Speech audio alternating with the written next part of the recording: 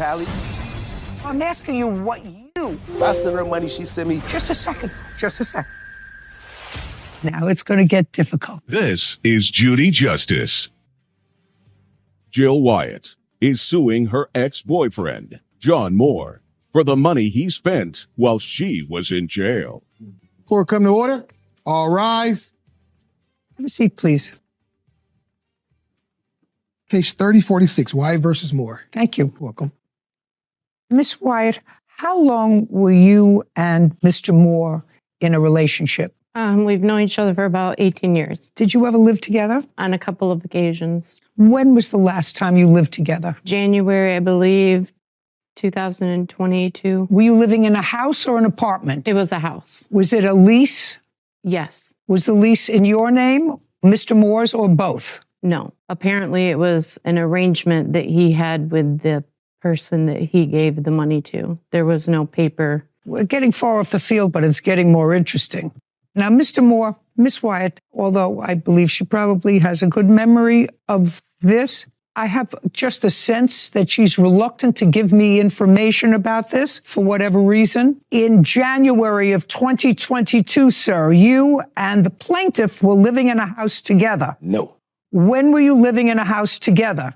We've never had a relationship. We've never lived together. When you say live together, I come over. I got a girlfriend I've been having for the whole time. So I've never lived with her. Do you remember the house she's talking about, yes, sir? I do. All right. The one she I don't want destroyed. you, just a second. I don't want you to play around with me. Okay, I'm not. Okay. Do you know the house she was talking about when the two of you were together some of the time in a house in January of 2022? That's a yes or a no? Still a no. Okay. So the house that she's talking about, you lived in alone? I lived in with my girlfriend, actually. Oh, just a second. Did Miss Wyatt ever come to stay in that house with you before you had your then current girlfriend? When I first got the apartment, Miss Wyatt was going to come. She didn't get along with the lady upstairs. She said she wouldn't come, destroyed the house and left. Okay. Well, if she destroyed the house, then she was in the house. Just a second. Yes, ma'am. If she destroyed the house, then she was in the house. And if she didn't get along with the lady upstairs, she wouldn't know that unless she actually lived there because she's not telepathic. Okay. So she was, in fact, there. I'm listening to what you're saying. I'm trying to understand what you're saying, man. What I'm saying is not difficult. She did, in fact, stay there with you for a while after you got this house. Okay. Not okay. No, I'm seeing where you're trying to go with that. I'm trying to see what you're establishing. Yes, she did stay there. I'm agreeing with you. That was me saying yes, ma'am. Taken a long time, but we're there. Okay. And then at some point, Miss Wyatt, you left there and you went into your own apartment? Yes. Okay. And where is your apartment? I moved into a trailer. That you were renting? Yes. I just want to know. I'm getting ahead of myself, but that's the trailer that he was supposed to pay rent on and utilities on when you went to jail. Yes, ma'am. So from 2020 until the time you went to jail for what, 18 months? 78 weeks. Or I'm sorry, 78 days. What did you go to jail for? In 2018, I received a, I'm sorry. Just a second. 2018, you had a conviction. Yes, I ended up serving the time in 2022 for theft. Correct. I stole Thanksgiving dinner, ma'am. Are you sure? It sounds like 78 days is a lot. Were you on probation first? Yes. Did you take a plea in that case? Yes. Okay. And as part of the plea, you were placed on probation. Correct. What was the crime that you pled guilty to? I want to understand this. What was it? Petty theft? Was it grand larceny? What was it? No, it was retail fraud / shoplifting for $170. Okay. That's what it's. And you were placed on probation. Yes. Why was your probation violated? Because that clearly was why you went to jail for 78 days, not because of an old crime, but because you violated probation. I wasn't keeping in contact with my probation officer like I was supposed to. Okay. So this case is about the fact that you asked Mr. Moore, who you knew for a long time, to take care of your expenses, your bills while you were incarcerated, and you gave him your phone. Yes. Your phone had the wherewithal, and he understood that because he acknowledges he used it to take money out of your bank account and pay bills, Correct. et cetera, with it. And you acknowledge that she gave you her phone for that purpose. She gave me her phone, not to pay bills, but to give her commissary and to keep up with her stuff. Pay her bills, some to put in her commissary. And the last thing you said was pay her bills and Put money in her commissary and keep up with some stuff. that's the keeping up with some stuff is what we're talking about here, Yep. sir. Keeping up with what stuff? Phone bill. I mean, Just a second. go ahead. Now it's going to get difficult. Okay, I'm Do listening. you understand? I know you are, sir. Keeping up with other stuff. Phone bill. She bought a. Jump. I'm sorry. I'll wait till you. What ask the else? question. Phone bill? She ended up buying a computer at that time. No, I'm asking you. No, I'm telling you that came off the monies that was there. She was incarcerated, so as a lot of things just come off the phone as a bill. Like No, I'm Netflix. asking you what you were supposed to take care of. It was never etched out. And what I'm saying is she wanted me to stay at her house while she was gone. And that was a means for her to keep in touch with me or keep in contact. That's something that I didn't get out of this. So she wanted you to stay in her trailer because she was living in a trailer at the time while she was incarcerated. Yep. Where had you been living? At my house. That's where I currently live now with my girlfriend. With your girlfriend. She wanted you to stay in her trailer Yeah.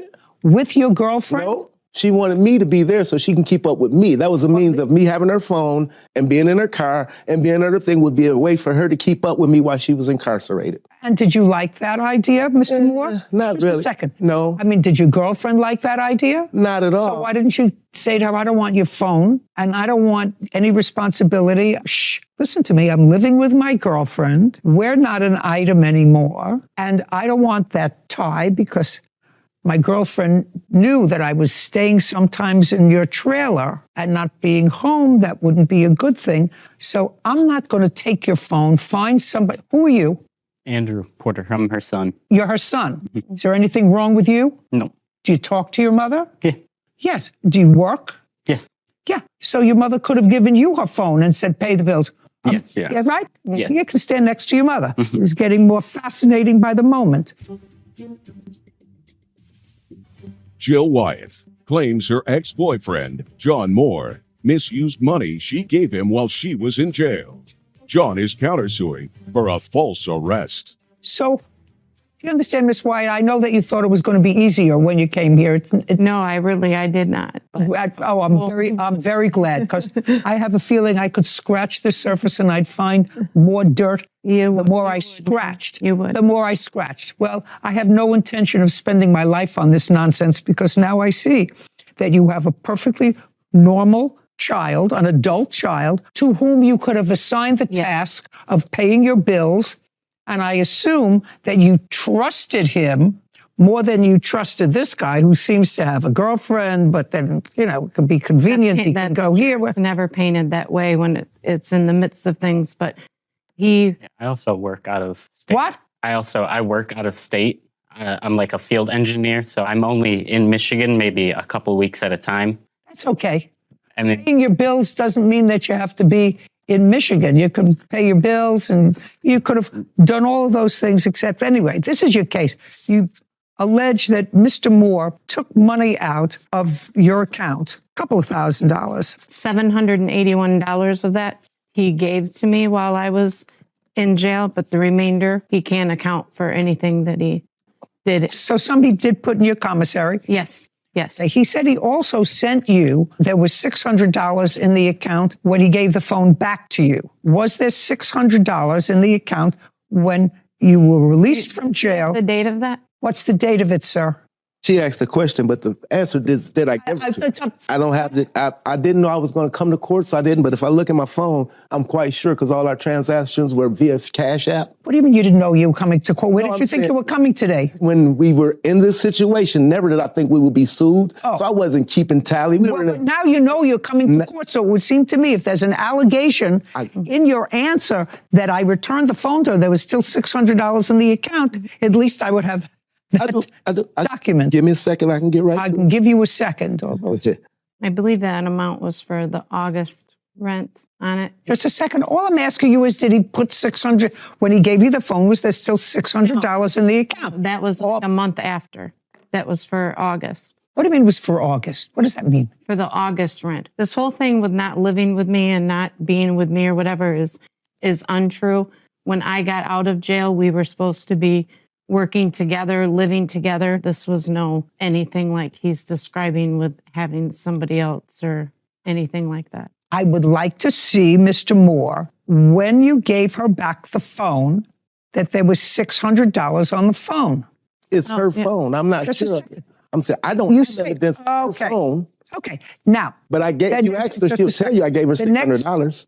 You say that the money that you used, and you acknowledge that you used some of the money, was because you drove her car for a half a block. Nope, it was more than a half a block. Well, just a second, let me see. It says that. Just a second. I drove her car 1 block to my job.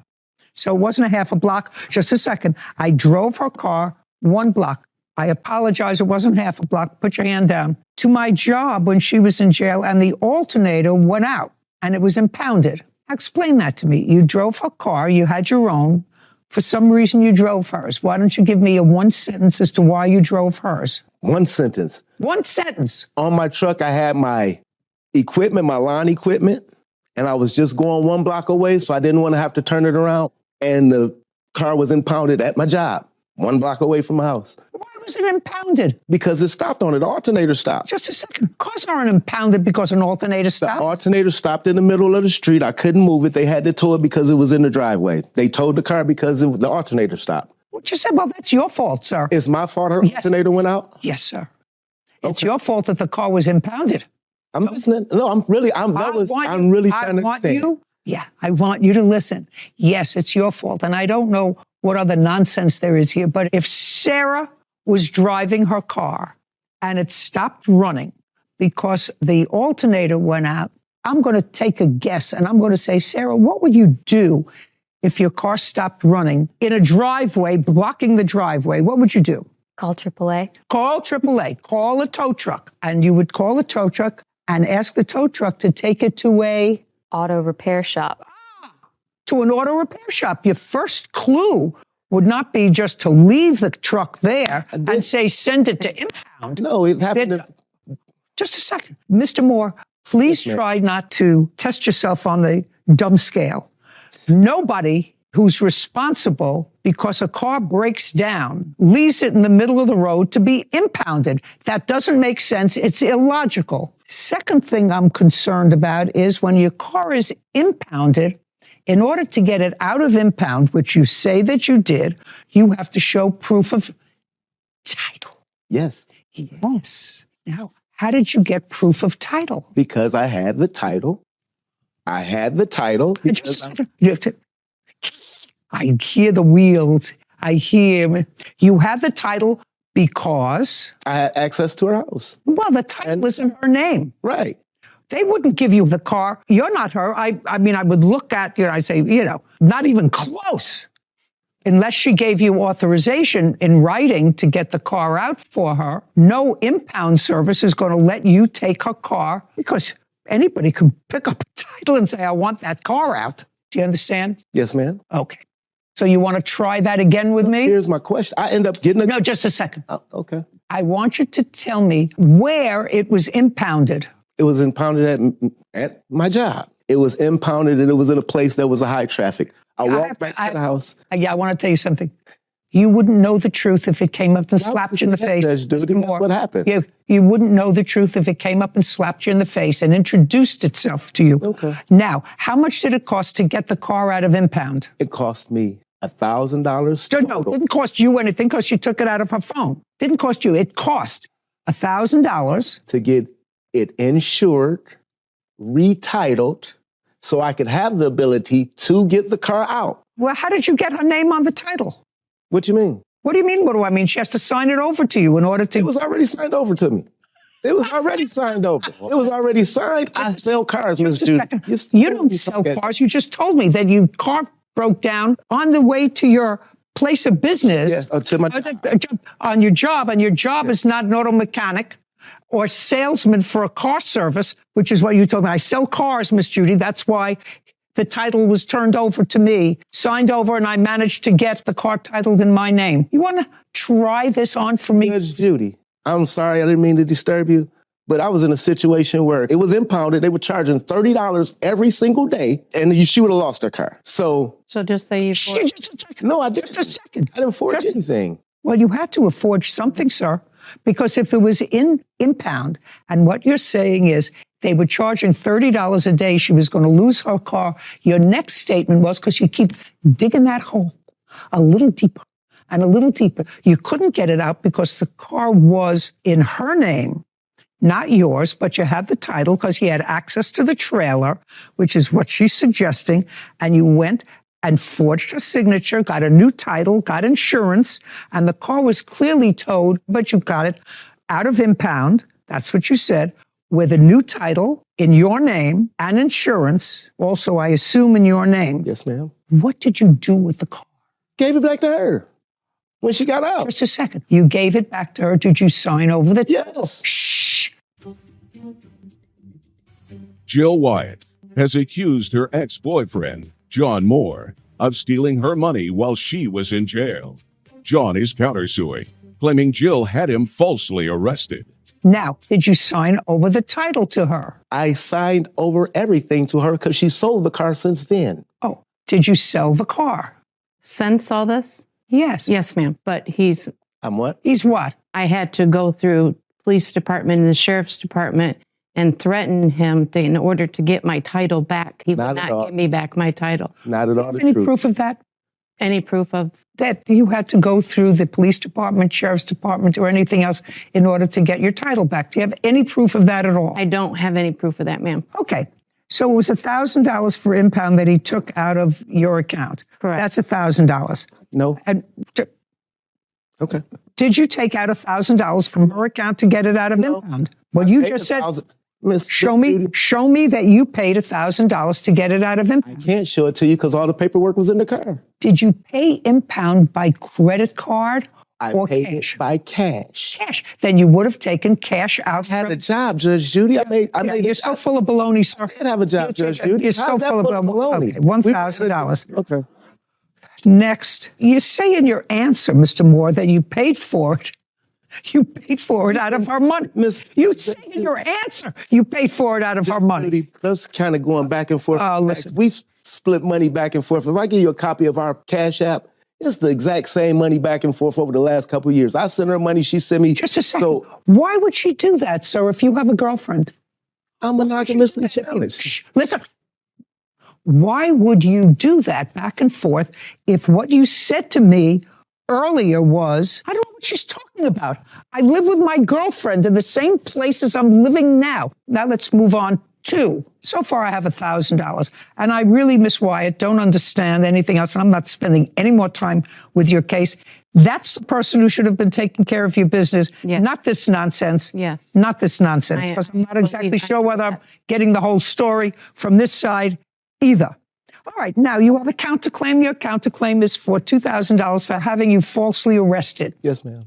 Let us move on with falsely arrested. After she gets out of jail, according to what I read, the two of you are kaput. No. Well, okay, here we go. We're going to go back to your answer and your counterclaim, sir. I'm going to read you what I said. On February 13th, I went out to a few bars to have a good time. Jill was at a different bar, but came and met me where I was at. Upon arrival, you're not paying attention. I am listening to you. On arrival, Jill started to pressure me to leave with her. I reminded her that we were no longer an item, and I didn't want to leave. She was making a scene, so we went outside to finish our conversation. That's your counterclaim. Now, pick it up from there. That's what you wrote. Try to I wasn't remember. going anywhere. Okay. And then she told me, I'll show you. But you told me this thing's, Judge Judy, if it's not accurate, would you want me to let you go ahead? Because I didn't write that. I signed it to them. They told me I'd be able to explain this to you as we're doing this here. I stopped and said, hell no, that didn't happen. No, we didn't fight. It wasn't one block. They said, you get a chance to explain that to the judge. Yeah, well, you shouldn't listen to anybody else. So when you sign a document that says, I Moore, being we didn't duly live sworn, deposes and says that this is accurate. We didn't live together. We still. Would you mind telling me what happened in the bar on February 13th? She was going to get me locked up for domestic violence because I had assaulted her. I had not assaulted her. I told her whatever, and I walked back into the bar, sat down, the police pulled up, and they said, "Sir, would you come step outside?" Excuse me. They said, "Would you come step outside?" I stepped outside. They said, "Put your hands behind your back. We're locking you up for domestic violence." May I please have a copy of your complaint? I can give you all this, what I have from. Don't give me all of that you have. So you saying the complaint, I was arrested on the spot. There was a disposition in that case. Yes, they dismissed it. Okay. This is all complaint to the disposition.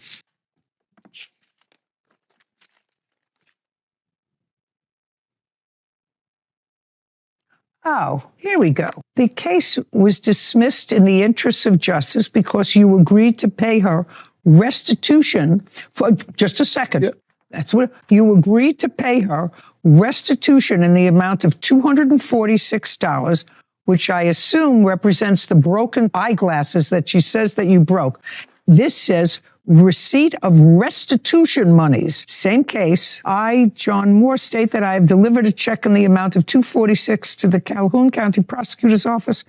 It is my understanding that this check represents the amount of restitution that is owed to the victim, according to the agreement entered into by the defendant. So you paid restitution. Excuse me. Judge, I'm trying to, if you say something, I want to clarify. Go ahead. Did you Just sign tell me this? when I can talk. Did you sign this? Yes, ma'am. Then you're cooked. So if It's over. I got a question for you. No, If I don't answer pay your for- questions. If I get off of work, I've been in this court case 5 times in a row. It cost me $200 and some to come to court, and they said we'll dismiss all charges. There'll be no charges at all if you agree to pay $250. I've paid $800 coming to court. So Great. why wouldn't I just say, hey, here, I'll pay you the money and then try to sue you for false arrest? Because I never heard, where's the glasses at? Where's the picture of the glasses? The police arrested me on the spot. Mr. Moore, like a perennial victim, I really feel sorry for you. Your counterclaim's dismissed. So if I'm Just getting a arrested second, for Mr. doing anything, why wouldn't I pay It's dismissed. $250? Judgment for the plaintiff in the amount of $1,000. Your counterclaim's dismissed. I am finished with this case permanently. Thank you. Have a great day. This court is adjourned. It went just like I thought it would be. I'm pleased with the result. She's mad. I don't want to deal with her anymore. My guards are up. Huh? Hey, she wanted to get her day in court. I can leave with it. Not ask anybody for help. She the one was locked up for. I've never been locked up for stealing. She was locked up for stealing. That's the thief. The pot calling the kettle black. Just to be careful who you trust. There was a great line from the defendant out there. I don't think anyone caught it. But when you asked, how is it possible that you could live with the plaintiff and have your girlfriend and all at the same time? How's that possible? And then he moved on to something else and continued rambling. But he said, Miss Judy, I'm monogamously challenged. I'm monogamously challenged. And I heard it and I started laughing and I saw no one else made any sort of reaction. And I said, I must have been the only one that heard that or I misheard that. But I'm pretty sure that was his excuse. It's a great line. And it's true. Yeah, it seemed very true. In that I have a feeling there's a lot more there. Yeah. But it was A lot more dirt to a lot more there, but enough. Oh. That's a funny line. Monogamously challenged. Cecilia Morrow is suing her ex-boyfriend, Saeed Rodriguez, for stolen property and assault. Court come to order. All rise. Have a seat, please. Hello, Judge. Case 3100, Moreau versus Rodriguez. Thank you. You're welcome. Ms. Moreau, you and Mr. Rodriguez met. You began a friendship. Could you give the dog to your witness, please? You met the defendant at your place where you were both working, became friends. Shortly thereafter, you began dating, and in May of last year, you moved in together. Yes. Did you move into your apartment, to his apartment, or was it an apartment that you got together as a couple? Yes, we got it together. Who was on the lease? It was both of us. In October of the same year, 4 or 5 months later, you broke up. Yes. And your lawsuit is about what happened at the breakup and as a result of the breakup. According to your complaint, in October, the day that you in fact broke up, you had a fight with Mr. Rodriguez. He put his hands on you. He assaulted you. You left the house. And when you left the house, you left and went and stayed with your parents. Yes. You claim that Mr. Rodriguez has some property that belongs to you Yes. in the house, and that the assault that took place was serious enough that you should be compensated for it, despite the fact that there was no police involvement in this, correct? Yes, ma'am. And there were no hospital records or no doctor's records Yes, ma'am. because you didn't go to the hospital or seek any medical care, correct? Yes. Okay. The defendant says that there was an argument. You did, in fact, break up. After you broke up, you came to his house and there was an argument, and you did, in fact, assault him. He denies that he assaulted you at all at the beginning of October when you broke up. And he says that when you left, you agreed that he could keep the 2 corgis that you had together in the apartment. This is one of them. And that was in October. And sometime in December, this is his complaint, you called and said, could you take the dogs for 2 days? He said, okay, because there was a threat and you haven't returned the dogs. He would like the corgis back. Correct? Now, this is one of the corgis. Where's the other? He was too big to fit on the plane. He's at home. Okay, so when were the corgis purchased? Her I got of March of last year, and the other one, Chip, I got in June of last year. So you had one when you and the defendant moved in together? Yes. Is that correct? Correct. Is this the one you had when you moved in together? Yes. So all the dogs were purchased after you lived together? Yes. Who were the dogs purchased from? Her I got from Petland in Frisco, and the boy he found on Craigslist. He found the dog because you wanted a second dog? Yes. Who paid for the dog at Petland? I did. Is that correct? That's correct. Is the dog registered? Yeah. And that's this dog? Yes. Sir, this is part of your complaint. You want this dog back. Yes, ma'am. You neither purchased the dog, correct? Correct. The dog is not registered in your name, correct? Correct. Why would you think I would give you this dog? Because the entirety of our relationship since we bought Fatty, I was the one taking care of her in the mornings. I would wake up 6 in the morning or whatever time it was, take her out, whether it was freezing cold, hot, raining. Who cares? And Who cares? of course, but also I have here pictures where she, once after the breakup, she was stating that she can't keep the dog. The dog's not worth the money. If you have statements that suggest that she gave you the dog, I'll read them. But on its face, the fact that you walk the dog in the morning or in the afternoon or at night has no relevance to this whatsoever. Well, I have the messages where she's saying that the dog is, not worth anything. I need to get rid of her. She's bad. She's telling me to come pick her. May I see those, please? Yes, Your Honor.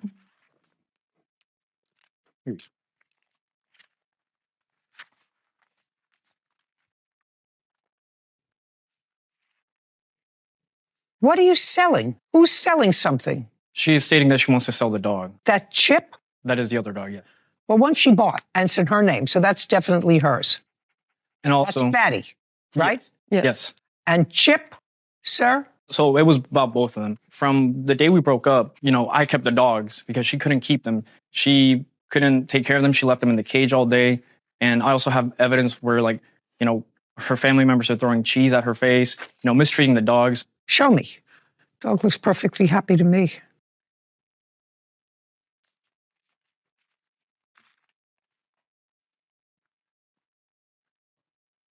Oh, you can press play.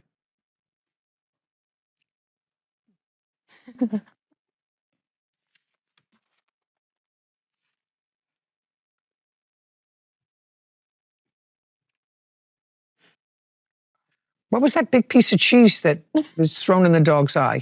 That was my dad from TikTok. Who did that to My dad. He has a TikTok account. It's a trend on TikTok to throw it on babies' faces and dogs. That's terrible. It's a trend. It's stupid. Yeah, it's a stupid trend. I didn't partake in it, but Why would I leave this dog in a house with a stupid person who takes out that stupidity on an animal to put a thing up on TikTok? That's absolutely outrageous. we take care of them. They're fine. No, you don't. What's wrong with you? Why would you even think that that's reasonable? Cecilia Morrow has accused her ex-boyfriend, Saeed Rodriguez, of assaulting her and stealing property. Saeed is countersuing for the return of 2 corgis and claims he was the one assaulted. Why did you leave the dogs at his house for 2 months? It wasn't 2 months straight. It was probably like a week or two No, straight. it wasn't a week or two. What do you mean straight? You had a fight in October. Yeah. We were co-parenting, I guess, with the dogs because I was working and so was he. So we couldn't. Are you telling me after you broke up? Yes. How could you be co-parenting with somebody? You mean you would go to his house and get the dogs, or he would bring them to your house? He would come to my house to pick them up and drop them off, and it would same way with. And he would see you. Yes. He would see you. Yes. Did you have conversations with him? Nothing important. Well, I want you to tell me, after you broke up, how did you arrange that you would co-parent for the dogs? There wasn't really an agreement. It was just, I'm busy. Can you pick him up? Yes. And then same. Not true. Now, this argument that you had in October when you broke up, you want to tell me about it, and then I'm going to get back to the dogs. So he assaulted me. He punched a hole in a TV. He bought the TV, but still he punched it because I told him if he was going to put his hands on me, then we're actually done. But he punched the TV instead. And I have pictures of what he did that night. I don't care if he punched a hole in the TV. It's his TV. Yeah. He punched holes in the apartment that we were staying at as well. You're still in the apartment? Yes, Your Honor. He's still there. Did you take her name off the lease? Yes, Your Honor. I don't care what he did to the apartment, madam. He's still in the apartment. He's going to have to pay for any damage. Let's move. You didn't call the police as a result of whatever incident happened in the house. You said he got mad at you. He accused you of cheating. That's what you said in your complaint. He came in, he jumped up on top of the bed, and then he choked you, and then he hit you. You have photographs of that. Yes, I do. I'd like to take a look at them.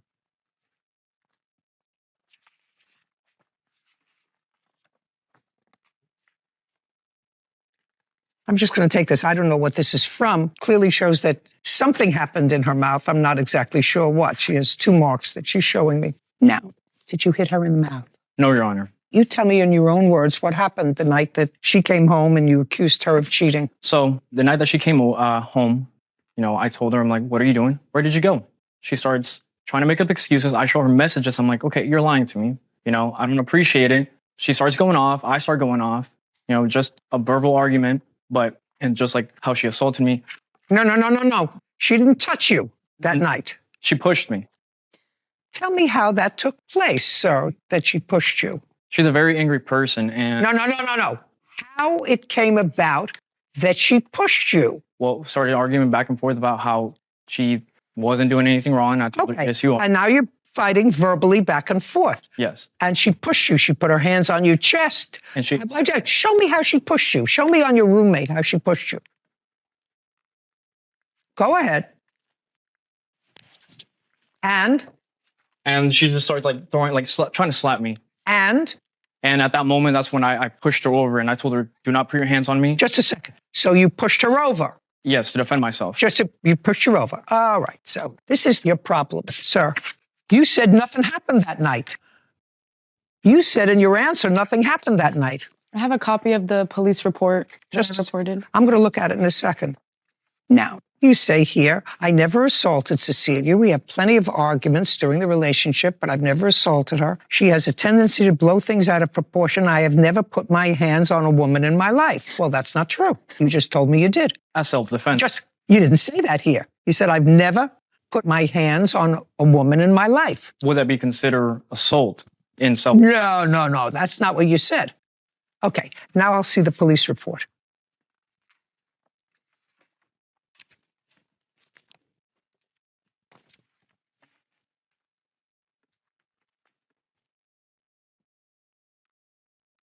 Okay, so what you did is you came home after you were drinking for the night. That's what you told the police, that you had a night of drinking and you had a fight. He wanted to know where you were. She said the argument became physical.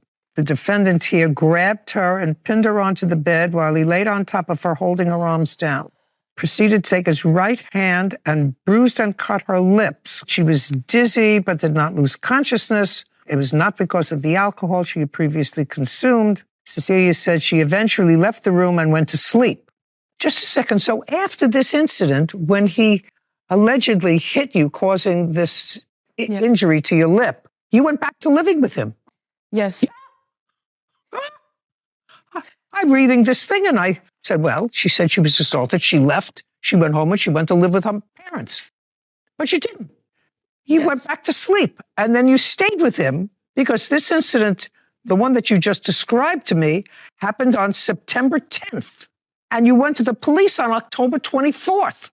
Yeah. Then there was an incident on October 19th. She said you had another argument, but he did not strike her because she threatened to leave if he did. Instead, he punched holes in the apartment. She decided to leave after that and no longer is living with him. Okay. Now, later on in the month, after the 19th, because now I am not considering what happened on September 10th, because you went back to live with him. Between September 10th and October 19th, did you share a bed? That's a question. Yes. Every day? No. 4 days a week? No. 5 days a week? You were living together until the 19th of October. Yes. Where did you live? Well, we had couches as well as a bed, so we weren't always sleeping together. That's not true. You know, I don't believe you. Okay, good. So I'm not even considering the 10th of September. Later on, there was an incident where he says you assaulted him. You came to his house where he was living now. You were living at your parents' house, right? Yes. And you came to the house. What date was that? It was like 2 or 3 days after the breakup. Was the breakup in October? Yes, Your Honor. It was October 12th. October 12th. Got it. You tell me what happened on October 12th. Did you go to his house? I can't remember. She was living with me. She was living with you. Until that day, October 12th. I moved out October 31st. I was still living with him on that incident that happened on October 12th. We broke up, and that's when he punched the... I have pictures right here. When he I heard punching the hole Yes. in the wall. I'm not interested. He still lives there. He's going to have to fix the hole in the wall. No, I'm saying that's why we broke up, because I told him if he put his hands on me, then... But he punched Now the TV we're instead. talking about his allegation that you assaulted him. I did not touch him. That is false. That's your counterclaim that you have. Then I have to figure out what to do with these dogs. So I have pictures and I have messages where... I want to know when it happened and where. Let me show you. No, I want you to tell me when did it happen and where. It was a day or two after I left, which might have been October 14th or 15th. And she was upset because I had already picked up Fatty because she asked me to. She texted me, I want my stuff back. I want the dog back. And I told her, I was like, no, if you already filed the lawsuit against me, let's just go about it the legal way. I told her, do not show up at my house, which I clearly have messages where I state not to show up. And in those messages, she threatens to murder me, find me and kill me. At that moment, I told her, if you do not leave, I will call the cops. And in that second, she lashed out, grabbed my neck, and scratched my whole neck and my shoulder. And that's... What date was that? So October 14th or 15th. And then you went to the police on October 24th for the first time. Yes. Is that correct? Yes. Okay. Can I see your photographs, please?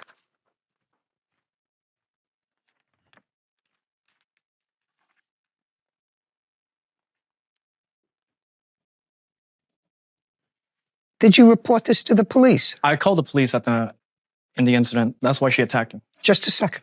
Did the police respond? The police did respond. They did not want to take a report. Kevin, would you show this to the plaintiff, please? He pulled a gun out on me, and that's why I brought her as my witness, because she was there and saw everything that happened that night.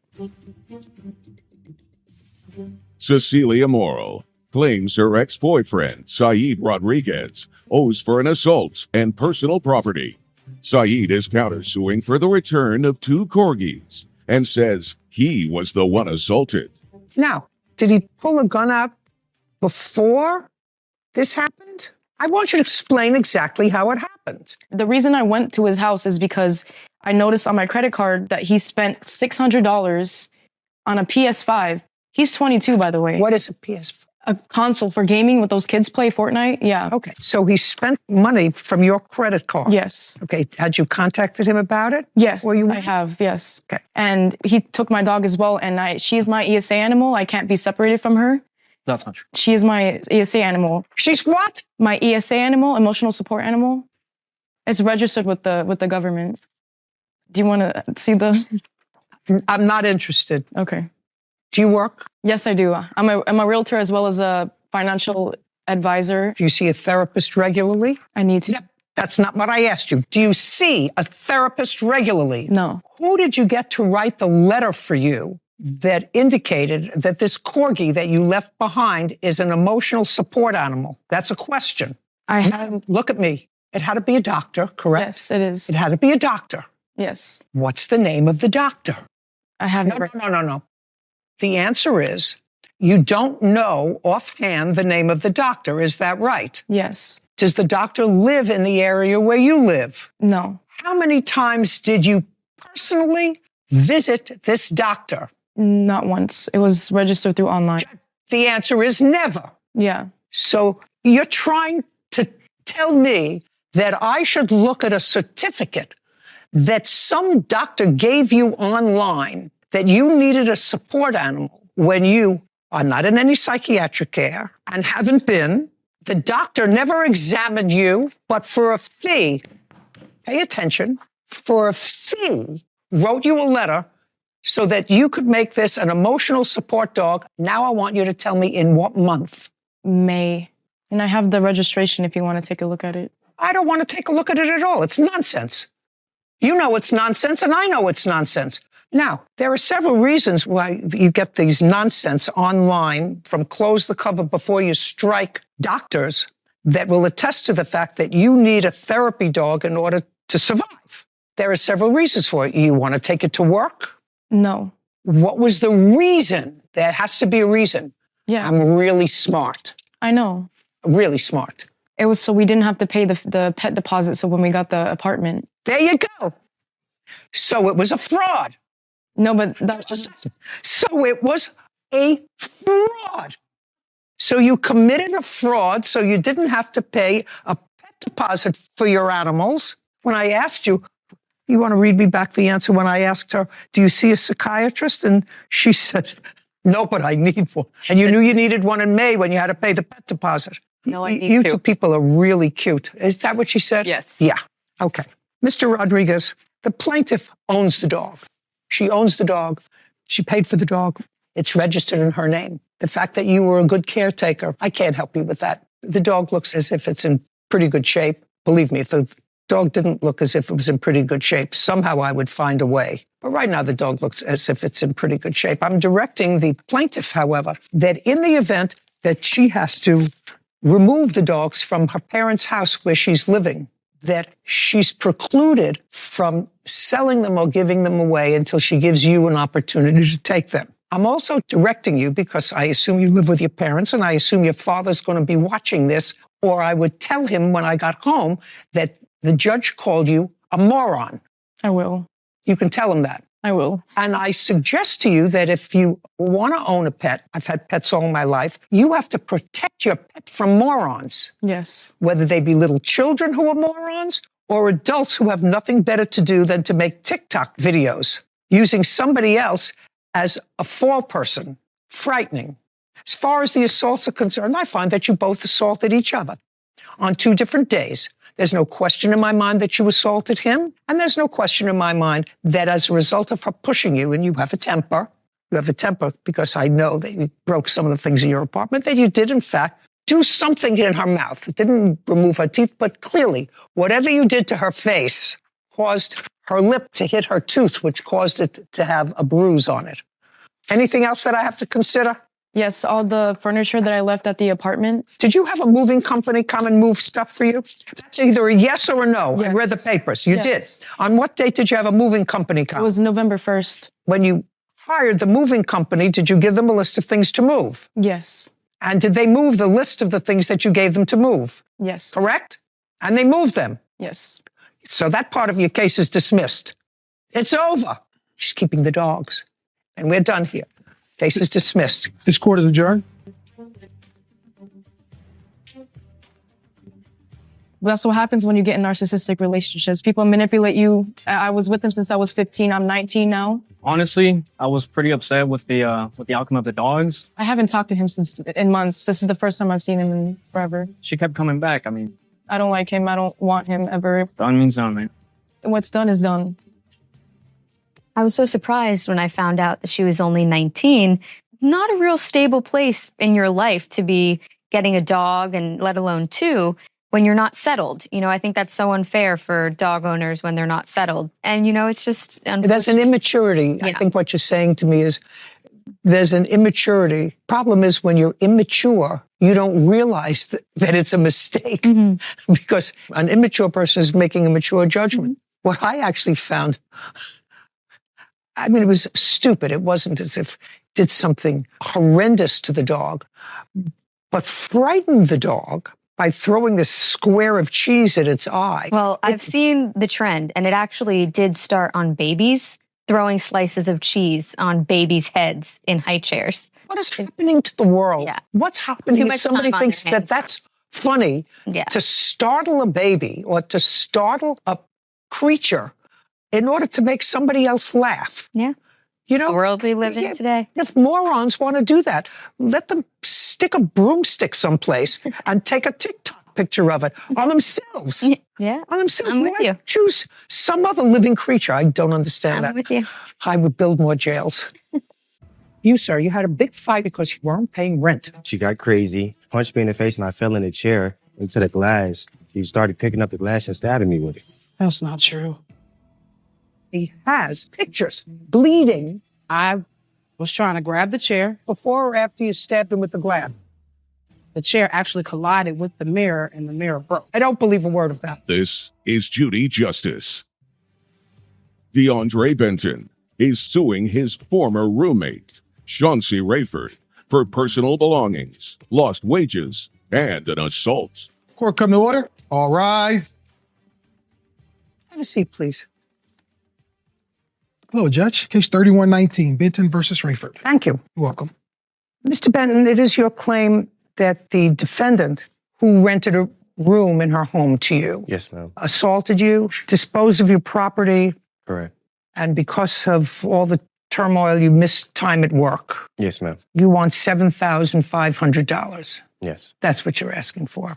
Defendant says that you assaulted her. She had lost wages. She had pain and suffering as a result of this assault, which I assume took place on the same day. Yes. Correct. Okay. How did you find the room in Miss Rayford's home? It was on a roommate app, like Roomster, to be exact. On what date did you find the ad? June 15th, And where was it located? Atlanta, Georgia, 30311. So that was in June. And you looked at the room? Yes, ma'am. And what was the rent? It was negotiated to be $750. $750 a month. Yes, ma'am. What kind of work were you doing then? I was working fast food at the moment. When did you move in? July 15th.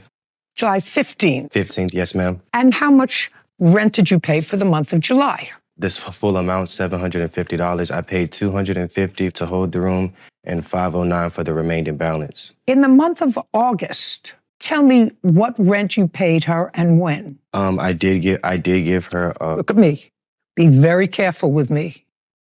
I want you to be very careful with me. How much rent did you give her in the month of August? I didn't give her anything. How much rent did you give her in September? She wasn't there. How much rent did you pay anyone in September? I paid her a portion of the rent. What do you mean a portion of the rent? It was my understanding that you owned this home. Yes, Oh, Your Honor. didn't- That is correct. Just a second. She didn't own the home. To my knowledge, she wasn't even supposed to be renting out the home to have rooms. Just a second. I'm just asking you, you're now living in somebody's house Mm-hmm.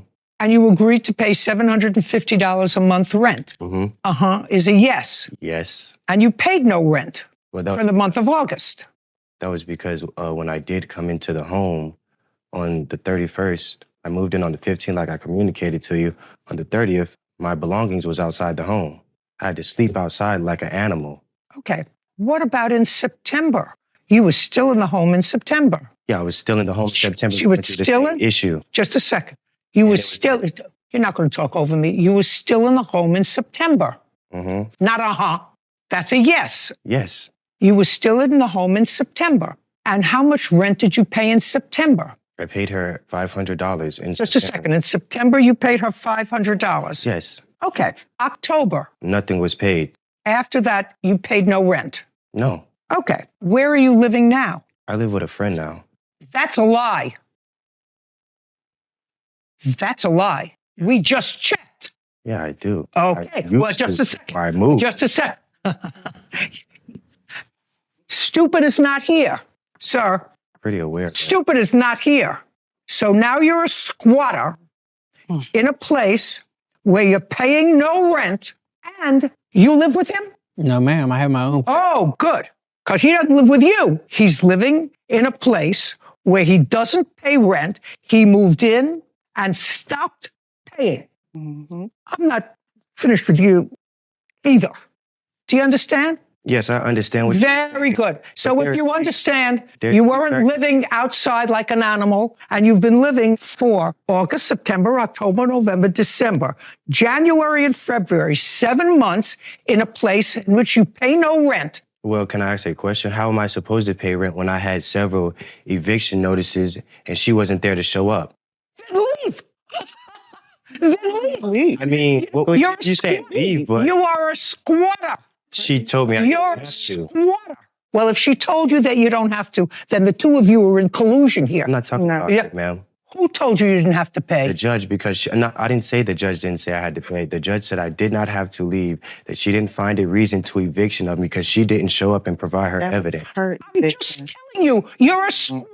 You don't pay rent. Everybody else here pays a mortgage, pays a maintenance. You moved in and you became a squatter. And I don't care what some other nitwit said to you, you're a squatter. So you get zero for the rent, for your property. I'll get to the assault in a minute. I read your answer. When did you purchase the house? June 3rd, June of what? 2021. What was your mortgage? The first year, from June when I moved in 2021, it was $1,575 a month. For the mortgage. Correct. June of 2022, it increased by $40 and went to $1,650. In what month did you stop paying the mortgage? September of 2023. Why? DeAndre Benton claims his former roommate, Chauncey Rayford, threw away his property and assaulted him. Chauncey is countersuing for property damage and says she was the one assaulted. Now, in what month did you stop paying the mortgage? Well, to be completely honest with you, Yeah, I don't want you to be dishonest with me. You have to be honest with me because I know everything. Yes, ma'am. I got laid off.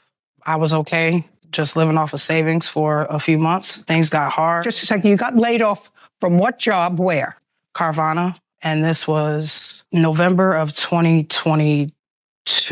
All right, so you've already been laid off for a year, and you're telling me you paid your mortgage until September. Yes, ma'am. I was doing anything I could from an app called InstaWork. Okay, so then you stopped paying your mortgage in September. Yes. And when did they foreclose on your house? October 23rd was the date that I was told that myself and DeAndre needed to be out. And I just asked you a question. They foreclosed on the house in October. Yes. Where did you go? I had to move back with my mother in the state of Missouri. I lost everything. My job, the home, my dog. Okay, so now the bank owns the house. Yes, correct. And he's been squatting still in the there. house since October. Yes. He will not leave. Now, I've listened to what you just said just about the ownership of the house and when she turned it back to the bank. You said in your brief questioning before that she didn't own the house. She was a renter. I wasn't supposed to be there in the first place, and she knew that. I wasn't even aware of that. That's not true. Just a second. If she owns the house, you can be there. She doesn't own the house. She doesn't own it anymore. She never did. Well, show me proof of that. Okay, that I'd like to see.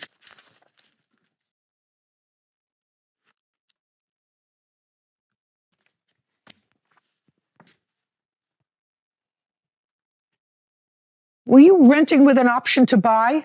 Yes, ma'am. With the Ah, I got it now. Mhm. He's absolutely right. You were not the owner of the house. You were a renter and you had an option to buy. Correct. And I was going to do so. I shoulda, woulda, coulda. You two people actually deserve each other.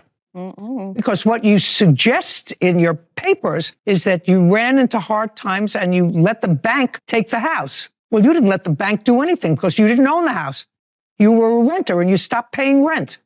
Isn't that right? That is correct. Right. So as far as I'm concerned, you both deserve each other.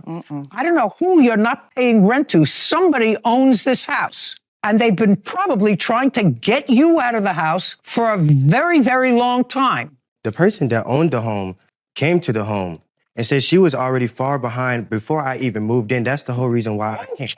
What are you doing in a place where you're not paying rent? You're not supposed to be there. You're a squatter. Do I look like a squatter? You are one. You live in a place that's not yours. You're not paying rent. You're a squatter. Yeah, for people that don't try to pay rent. At least I was trying to pay the rent. Every other time I'm I try to make a baby every once in a while, but I'm 81 years old. It doesn't happen. All right. I want to hear something about this assault that happened when you were both living in this place that belonged to somebody else, and neither one of you was paying rent. She was paying. Who are you? I'm her witness. Were you there when this assault Yes, took I place? was. Okay, then I'll hear you after I hear them. Now, what is the date of this alleged October assault? 10th. October 10th. Yes, ma'am. And you were still living there, not paying rent as of September and October. She was still living there. Yes, ma'am. Tell me what happened. So I came outside out of my room. She was already being aggressive about the non-paying rent. And I've already been trying to be communicative with her. Not I true. said, hey, I don't want to hear you.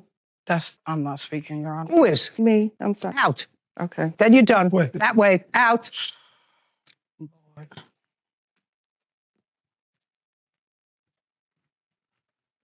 Go ahead. basically, Now, I don't want to hear basically. I want to hear to the best of your recollection on October 10th, 2023. You were both in the house. You were in your room. she got crazy. Basically, long story short, she got crazy. I tried to come inside the house and sit in a chair. The lady pulled the chair from me. I have the pictures and everything of it. Pulled the chair from me. punched Which me. lady? This one right here. Pulled the chair out from under you, tried to sit down. Yes, ma'am. And? Pulled the chair out from me, punched me in the face, and I fell in the chair into the glass. She started picking up the glass and stabbing me with it. And? And I had to call the ambulance. The police came. Took May 45 minutes. May I see the police report, please?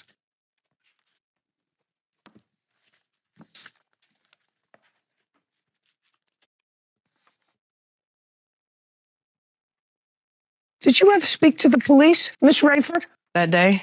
That day? No, ma'am. I ended up leaving because... Okay, just a second. Don't tell me because. The police have memorialized what they saw on the 10th, and they saw him with multiple wounds on his body. Some were bandaged and some not. You were not in the house. This person, I assume, is your girlfriend. Correct. Okay. So the two of you were in the house. After this incident took place, whatever the incident was, the two of you left. That's correct. He called the police. I'm not sure what he did. You didn't call the police. No, I did not. No. Now, so from you, I would like to see when you left the house, ran out of the house with your girlfriend, I assume you went right to an emergency room or something as a result of the lacerations that you say you sustained as a result of this fight. So I'd like to see those records. I did not go to seek emergency treatment because I didn't have any insurance. I just bandaged it up myself. Well, where did you run to? To go and get bandage. And when did you come back to the house? I did not. That was my last day. So that was your last day. Okay. That's a... So now... She did. I would only return when he was not there to collect my things. Just a second. So you did go back. I feel like I was right. He would not be there when I would return. I have text messages of me asking my neighbor to let me know when he's not there as well. I have photos. I'm going to look at both your photos, and then you're going to tell me your version of what happened. Yes. Because there's no question that he was injured because the police memorialized that. I assume he has photographs as well. Now, I want you to tell me your version of what happened. I was working from home. He was already up that morning, and he was the one being loud. He was sitting at my workstation, and I kept asking him politely to move so that I could go ahead and start working. He refused to move. He told me he had a right to sit wherever he wanted to in the home. Now, mind you, he's never... Just a second. Did you pull the chair out from under him? DeAndre Benton has accused his former roommate, Chauncey Rayford, of throwing away his belongings and assaulting him. Chauncey is countersuing, claiming DeAndre damaged property and assaulted her. Did you pull the chair out from under him? No, he was not sitting at it at that time. I was trying to move myself. He had walked outside the front door. And as he did that, I was trying to grab the chair, and he ran towards it and sat in it. And that's when the chair actually collided with the mirror, and the mirror broke at that point. And then he proceeded to pick up pieces of glass, and I have the photos of my injury right here. That's a lie. I don't want to hear you. He also damaged my work equipment. I had just started that job July 17th. Lost my job on Friday, October 13th, because he damaged my computer. I have a police report that I filed because... I'd like to see it. When I did return to the home after, stitching myself up. You didn't stitch yourself up. I did go and get bandages. You didn't stitch yourself up. Well, okay. The wrong verbiage. Yeah. This is what I submitted. Just a second. I asked you for your police report. Yes. Period. Okay. Show it to me. It's right here. This is what I have filed online. After communicating with my job, they told me for them to. This is on the 12th. You said this happened on the 9th. It did happen on the 9th, Your Honor. And what I did was I was in communication with my employer to see what they felt was best because. What does she do for a living? She was a shift manager. She still work? Yes, she works. Well, why wasn't she paying rent? We don't live together. She had her own place. Interesting. Okay, you wanted to say something to me? Yes, that's actually a lie. As far as me assaulting her, I never once touched this lady. I never once disrespected her. I never once raised a hand at her or tried to physically harm her. She was very aggressive, very disrespectful. That's not true. Okay, can I see your photographs, please?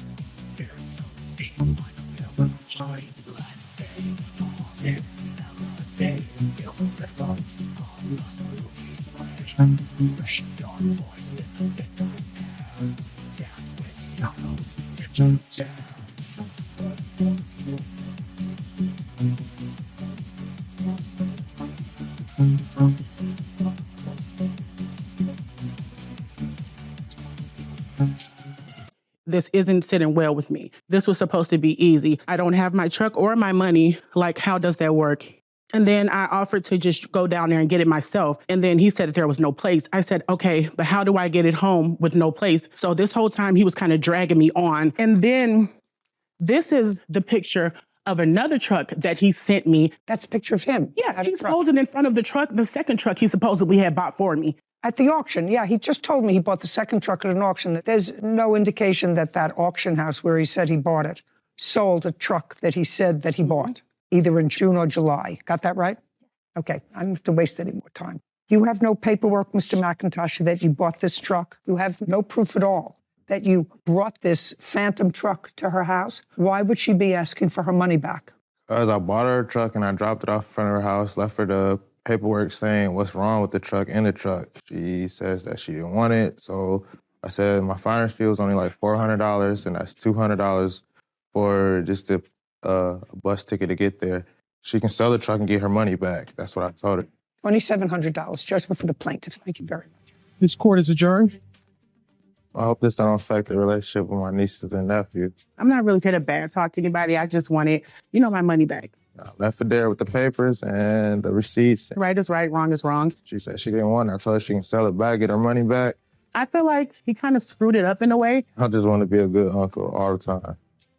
I love when a website is so meticulous and gives us all the evidence that we need. This website had a very interesting, well planned out photos. Towing company. Towing and auctioneer house had every single auction, every car that was sold, photos, the username of the person who purchased it, and the price of the vehicle. I can't imagine a company like that doing that voluntarily. And it has to be by law to be licensed in order to avoid stolen cars being auctioned off. Mm-hmm. Has to be very smart. Yeah, good way to track the evidence. That was the... Annabelle Barone is suing her ex-boyfriend, Asael Arteaga, for a loan. Court come to order. All rise. Have a seat, please. Hello, Judge. Case number 2060, Barone versus Arteaga. Thank you. You're welcome. Ms. Barone, case is not a very difficult one. You met Mr. Arteaga? Arteaga. Take your hands out of your pockets. At a bar? Yes. When? Back in June of 2021? Did you ever live together? No. You always maintained your own residence and he his? Yes, the apartment I owned was always underneath my name. But he never lived there? No. Good.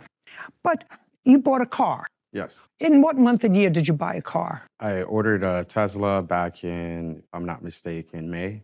May of what year? May of 2021. Was it a new car? Yes. Give me a rough number. How much was it? Out the door, 72,000. And what color did you order? Black. This is what the case is about, and it's going to take very, very little time to resolve the case. You ordered the $72,000 car in black, and because of whatever strange reason, you wanted the car wrapped. Now, I think most people know what that means, and I think I know what that means. That means you take a perfectly good car and you put a different finish on it. Is that what it means? Yes. You buy a car that has a nice shiny finish and looks clean, and then you put something on it that, I don't know, looks like it's been sitting out under a volcano. I guess you could say that. What? I guess you could say that. I just did.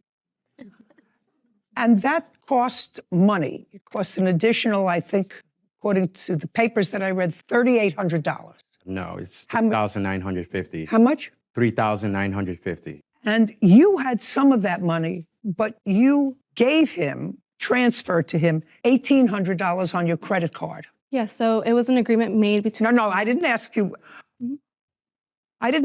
You transferred to him $1,800 towards this wrap on his car. I made the payment for him. You made the payment for him on a credit card? Yes. And according to you, your arrangement was that he would pay you back monthly $100. Correct.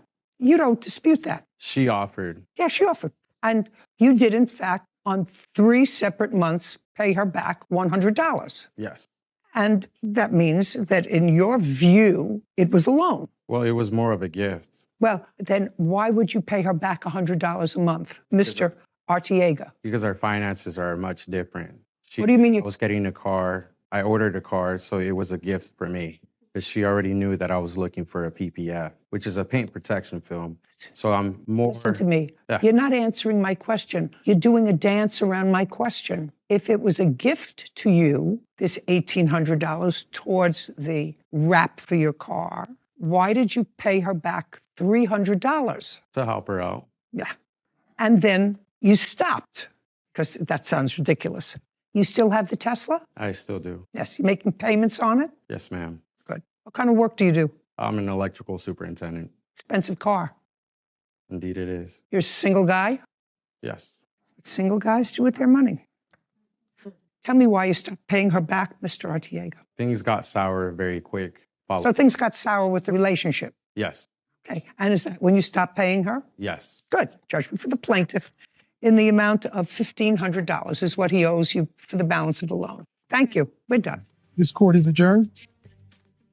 We broke up. It was a nasty breakup. There was bad feelings and tensions between the both of us. It was a bad breakup, yes, but there's a lot more details to it. It was just out of pettiness at the end of the day. Because she caused a lot of rift. I'm just not going to loan out money to just anyone from here on out. I'm glad it's over. And I'm really happy I get my $1,500 back. Now that we've been here for a little while and I've been learning from you and all these cases that we've seen, still, rule number 1, never give a boyfriend money and expect to ever see it again. You will never see it again. It gets messy, it gets entangled, and we see it time and time again. So it's just hits even harder at home. Have you noticed, Sarah, that it's probably an 80-20 that women give money to boyfriends? At least what we've seen here, yes. You know, and if this is a microcosm of the world, and I don't know what that is, I haven't been able to figure it out. I've been doing this kind of business for 30 years, and I can't figure out why. Perfectly lovely young woman, guy's buying a $72,000 car and says, hey, babe, I'm short $1,800. Well, if you're short $1,800, buy a cheaper car. Yeah. You know, there are cars that cost less than $72,000. But women should be smarter and not agree to do that. Smarter. They ought to make mandatory watching these cases as part of a growing up process. A lot of great life lessons, for sure. Case 2073, Joseph versus Williams. All parties, please step forward. Donnell Joseph is suing his niece, Tina Williams, and his sister, Martha Williams, for personal property. Mr. Joseph, these two ladies are your half sisters? My half sister and her And daughter, my niece. So, what's your first name? Martha Williams. Martha is your half sister. Yes. And your first name? Tina. Tina is your niece. Yes. And you and Martha have the same mother. Yes. Your mother had a house. The house was in her name. Your mother passed away in the early 70s. Yes. At that time, she was married to your father, not your father, correct? No. And your father lived in the house until he died. Yes. And he died in what year? 2018. Somehow the house, which had been in your mother's name, never went through a probate process. So as far as the law was concerned, the house remained in her name. It never went to her surviving spouse or her children when she passed away in the early 70s. What I'm reading is when your father passed away in 2018, the house sort of remained vacant for a while. For how long? Since he passed away. So nobody's lived there. Correct. And you knew your father passed away, I assume? Yes. And you knew your mother passed away? Yes. And after your mother passed away, she passed away in 1971 and 1972, did you ever visit with your father in that house? I visited with my father. I lived in the house. From when to when? Well, I lived in the house 1963 until like 72, and I started moving out. But I would still go back to the house because it's a family home. I want to know the last time, Mr. Joseph, you lived in the house. 1993. So almost 30 years ago. And where have you been the last 30 years? I've been in New York. I've been incarcerated. You've been incarcerated from when to when? 93 to 2012. So 1993 is when you last lived in the house. Correct. But you were released from prison in 2012. Yes. So for the last 10 years, you have not been back to the house. I've been back to the house, but not living there as a resident. Okay. So for 10 years. Right. As an adult, how old are you? I'm 64. As an adult, from age 54 to 64, you had access to the house, visited your father in the house. Right. Not before then. Right. And you haven't lived there full-time in decades. Correct. This is what your lawsuit wants. You had 10 years after you were released from prison to go and get these treasures, and you didn't do it. Because my father's house was like the treasure of all his children's property. As long as he had... a bicycle or a Boy Scout book. Let's stop being real. Okay.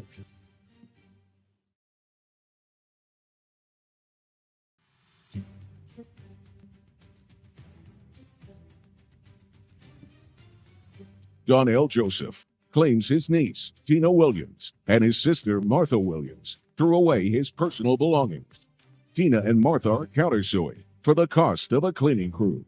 Your lawsuit is seeking $10,000. Yes. Because, according to you, the defendants disposed of your property that was invaluable. And I'm going to describe the property that you say was invaluable. A 1911 Boy Scout handbook. Yes. That you treasure. Yes. You should have taken it out of the house in 30 years if you treasured it. A mountain bike purchased in what year? It was a 71 to 72 around there. I know it was a 3-speed, 10-speed I got. That was in 1970 in the Univega. You wanted it, this 50-year-old mountain bike? You should have taken it over the last 10 years. A vintage reel-to-reel tape player. Yes. Do you know how many of those I threw in the trash? Do you have any idea how many of those I threw in the trash? You got those a half a century ago. Oh my God, I remember them, big reels, and how excited we were. You could talk into a microphone, and then you could hear your voice come back, and then all of a sudden you got a phone. You could do that, the same thing. So everybody took these things, and they couldn't find enough places to dispose of them. It's not vintage anything. It's a piece of trash. Can I speak, Your Honor? About what? Okay, the reel-to-reel tapes, right? Some of the tapes had speakings of my brother and Martha's daughter. Then you should have taken them with you in 40 years. If they were treasures of yours, sir, and you're 64 years old, I would want those treasures around me. And you had 10 years after you were released from prison to go and get these treasures. And you didn't do it. You just left them in your father's house. Because my father's house was like the treasure of all his children's property. This is how we connected to our father, because everybody has left. Everybody has died. So as long as he has... As long as he had a bicycle? As long as he had a bicycle or a Boy Scout book? The Boy Scout book was handed down to me from my father's. Let's start being real. Okay. Okay, let's start being real. Okay. And the first draft of my published manuscript. Yes.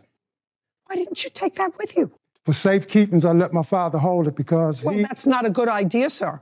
How old was your father when he passed away? Oh, he was 88, but my father's mind was sharp as a tack. He kept everything. If you wanted it, your father passed in 2018. Is that what you're telling me? I couldn't get nothing out of the house. So I don't know whether you could or whether you couldn't. When did you make just a second. When did you make an effort to remove your forget about the bike, forget about reel-to-reel tape recorder, forget about the nonsense, your manuscript. When did you write this manuscript? I wrote it over a couple of years. It's the first draft of this book. It's the first draft of that book. This book. Well, now you have the book. But I needed to draft it because the other draft I'm working on the second book that goes along with this book, I don't have certain notes and things that I had. It doesn't exist anymore. Yes, it doesn't. It doesn't exist anymore. And if you wanted it, you should have gotten it. In 2018, when your father died, you were out of prison. Where were you living? I was living in New York. And where did your father live? He lived in Los Angeles. Between 2012 and 2018, how many trips did you make to visit with your father? About 3. And when did you publish that book? 2015. So you published that book during your father's lifetime? Yes. And if you needed the manuscript, you came to visit your father. A manuscript, it's this big. That's how big a manuscript is. Yes. Where were you living in New York? In Albany. You have your own apartment or your own home? House. Do you own or rent? Own. When did you purchase it? My wife, we bought it together. It was in 2009. So you're married? Yes. Have children? No. So you and your wife purchased a house in 2009. How much did you pay for the house? $109,000. Are you still living there? Yes. So you had plenty of room in the house. You had plenty of room for a manuscript, tapes, a manuscript that you were working on. You weren't working on the manuscript long distance. What I'm telling you, Mr. Joseph, is the things that you're suing for are nonsense. Okay. If things that you wanted, that a grown-up man, 64 years old, gets if he wants them, it's not that you're homeless. You have a home that you purchased. You went to visit your father 3 times, anything of value. We're not talking about furniture and antiques and a grandfather clock. We're talking about things that can fit in a tissue box. Yes. You put them in your suitcase and take them with you if they're valuable. I couldn't visit California before that because of the conditions of my parole. So the times that I could go, I can go out there, and I had to have... You told me you went out there 3 times. Yes. When your father was alive. When I had permission to go. So I couldn't, after my father passed away, I couldn't go in the house because that would violate the probate thing. So I had permission to go into the house. You're not understanding me, Mr. Joseph. Okay. You're not understanding me. You went there 3 times after you were out of prison, after you had a home, after you were married. When you went there with a suitcase, don't tell me violating your parole unless you told me that. And in the suitcase should have been, when you returned from California to New York, small things of value that you say were invaluable to you, including a manuscript. Forget the bicycle. Forget the tape-to-tape reel recorder. The tapes that you say were precious to you, if they belong to you, put them in a suitcase. So there's a lot more about this that I don't quite understand. There's a lot about this that I don't quite understand. When your father passed away, who got the house? The house is... Your father passed away. What happened to the house? The house is still in probate. So during the probate thing, I had to have permission to take anything out of the house. Yeah, I'm telling you, I've answered your lawsuit, sir. Okay. I've answered your lawsuit. Thank you. That you're a 64-year-old man, and if something that could fit in a tissue box was that precious to you when you visited your father and you had a home, you would have taken it with you when you left. Certain things I could take. This is not a tea dance. The property has lost this, but I lost a sister in this process. He said he was. And it makes no difference of how this go. I lost a sister. This isn't the probate court. So I would suggest that you all take a deep breath and say, whatever it is, let it be finished.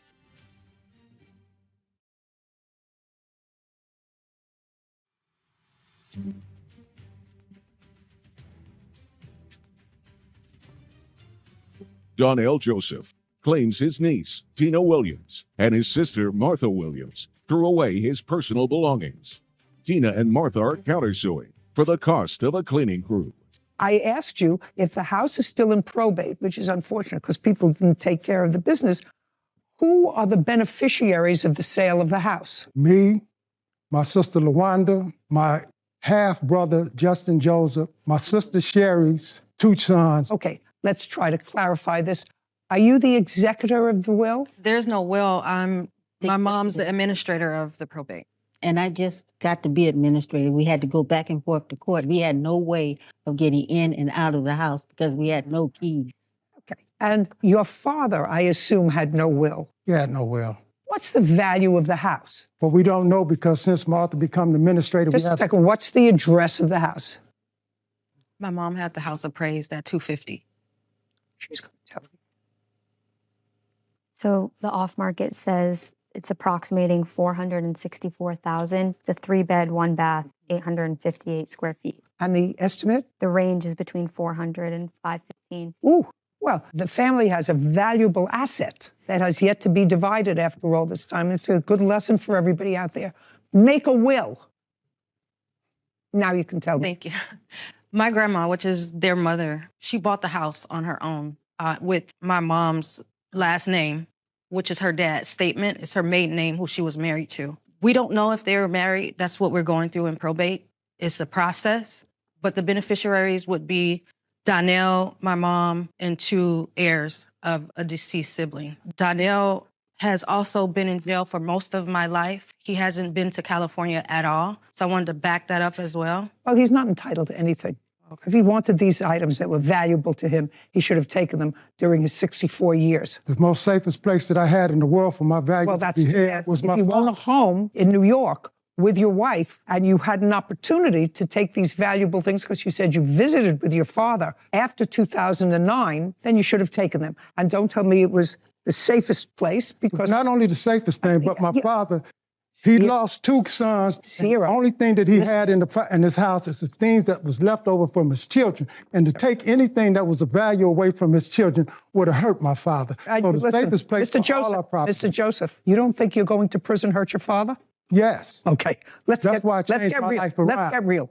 Okay. You're not getting any money here. Okay. You're going to wait for probate. And in the probate procedure, which hopefully won't take forever, but it clearly can because people are irresponsible and don't create a will, it is likely that you will have part of the proceeds of this house. Likely. Only because if your mother passed away and if she was in fact married to your father or lived with him at that time in California, if there was a common law relationship and they did have children together, then you as a offspring would be entitled, if there was no will, to part of the proceeds of this house. Yes. When she bought the house, she bought it as a married woman. So once she didn't buy it as a single property. That's something, Mr. Joseph, you don't have to convince me of. You have to convince the probate judge of. Okay. You also have a counterclaim that's ridiculous, and I'm not entertaining it. It's really just stupid. Stay with probate.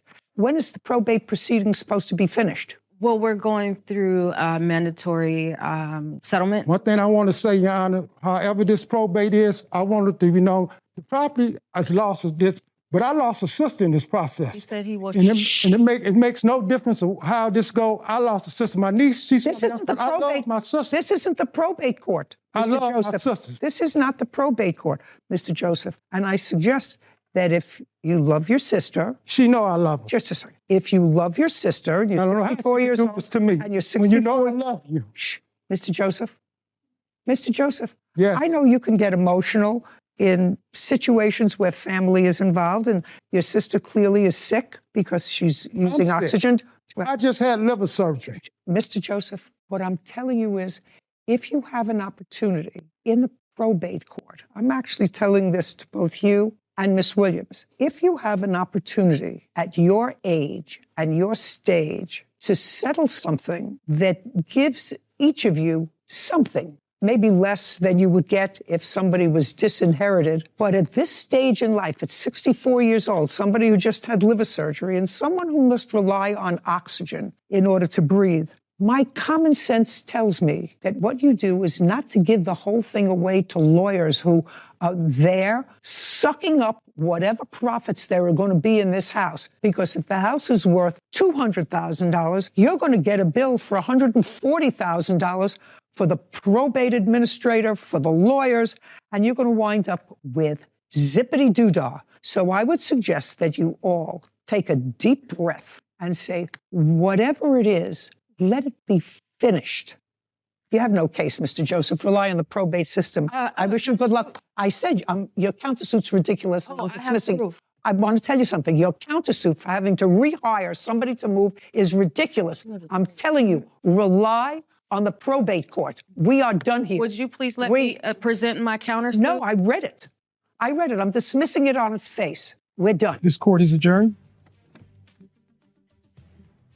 All I can say is I love my sister. Just the same thing that's happening, nothing. Whether it's a probate thing or not, that ain't gonna never change. I don't want to hear anything else. I'm always loving because that's my sister. Let the probate court decide. You know, at 25, after doing season 1 of this show, I created and executed a will because this is a situation we've seen far too many times, and it's so unfortunate to see the breakdown of a family over something that could have been prevented had the mother, father, grandfather, grandmother created a will when they were alive to tell the rest of us how they'd prefer their property to be disposed of. It's fascinating to me that their mother is gone for 50 years. And for 50 years, that title to that house, which is Never got flagged, never was. Nobody ever thought about it. Yeah. And the father lived there for 40 years. Must have at least paid the taxes. Taxes, because it did, absolutely. And then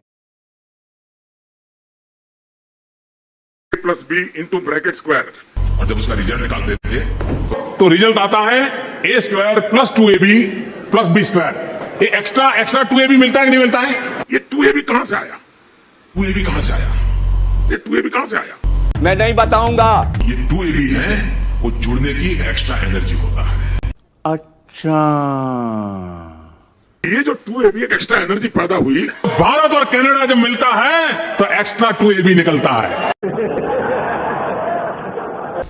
मैंने पहली बार digital camera का उपयोग किया था 87-88 में शायद, और उस समय बहुत कम लोगों का ईमेल रहता था। मैंने फोटो निकाली और मैंने दिल्ली को ट्रांसमिट की और दूसरे दिन कलर फोटो छपी। बड़े बातें करे थे, 26 इंच का सीना, 56 इंच। चाय वाले, अरे ये क्या, किस तरह का मजाक हो रहा है यहाँ? 56 इंच का सीना रखने से कुछ नहीं होता, 4 इंच का दिल रख ले तो वो मर्द कहलाता है। अगर आपको कोई तकलीफ है तो वार करना है तो मुझ पे करिए, मेरे दलित भाइयों पर वार करना बंद कर दीजिए। वार करना है तो मुझ पे कीजिए, गोली चलानी है तो मुझ पे चलाइए, मेरे दलित भाइयों पर मत चलाइए। क्यों भी ओवर एक्टिंग करता है साला, ओवर एक्टिंग की औलाद। उनको मार रहे हैं तो आपको गोली मार दे ना। अरे तुम वजीर आजम हो, मेरे को गोली मार दो।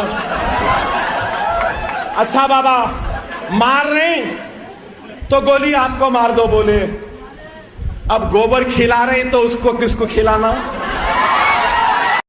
कैसी अपमानजनक बातें कर रहा है लड़का ये। मुसलमान 4-4 बच्चे पैदा कर रहे हैं, 8-8 बच्चे पैदा करो तुम भी। मुसलमान के 4-4 बीवियां, तुम भी करो। किसने रोका? अब वो अलग बात है, तुमको एक को नहीं संभाल रहे, हम 4 को संभाल सकते हैं। अरे ये क्या, किस तरह का मजाक हो रहा है यहाँ पर? ये तो होगा।